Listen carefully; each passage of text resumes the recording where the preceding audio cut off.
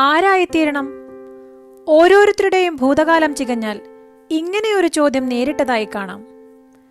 എങ്കിൽ ഒരു ചോദ്യം കൂടി വർത്തമാനത്തിൽ ബാക്കി നിൽക്കുന്നു.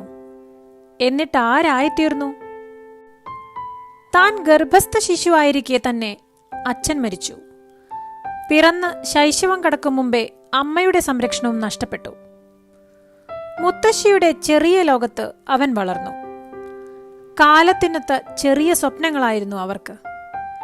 കുട്ടിയെ ഒരു മിടുക്കനായ കൃഷിക്കാരനാക്കണം, അവന്റെ അച്ഛനെപ്പോലെ. പ്രാഥമിക വിദ്യാഭ്യാസം പോലും ഇല്ലാത്ത ഒരു പാവം കുട്ടിക്കർഷകൻ, അതായിരുന്നു അവൻ.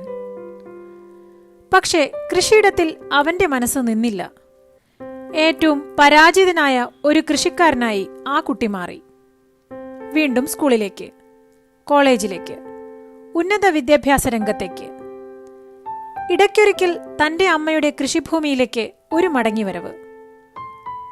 ആ വരവിൽ ലോകത്തിന്റെ ചിന്തയെപ്പോലും മാറ്റാൻ അവനായി.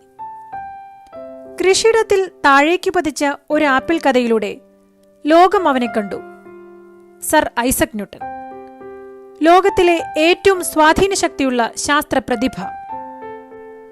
ആരായിത്തീരണമെന്ന് ആരൊക്കെയോ തീരുമാനിക്കുന്നു. പക്ഷേ കാലം നമ്മളെ മറ്റൊന്നാക്കി തീർക്കുന്നു. പ്രതീക്ഷകളുടെ അമിതഭാരം കളഞ്ഞ് കാലത്തിനൊപ്പം വളരാം.